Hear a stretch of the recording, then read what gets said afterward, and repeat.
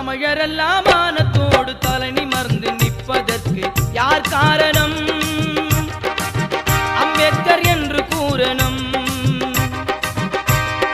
தமிழரெல்லாம் மானத்தோடு தலை நிமிர்ந்து நிற்பதற்கு யார் காரணம்? அம்பேத்கர் என்று கூறணும்.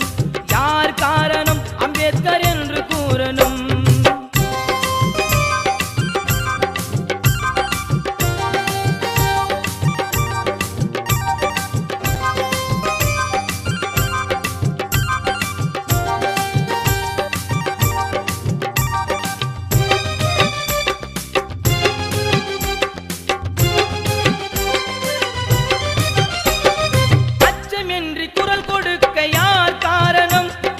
ஆட்சியால தகுதி பெற யார் காரணம்?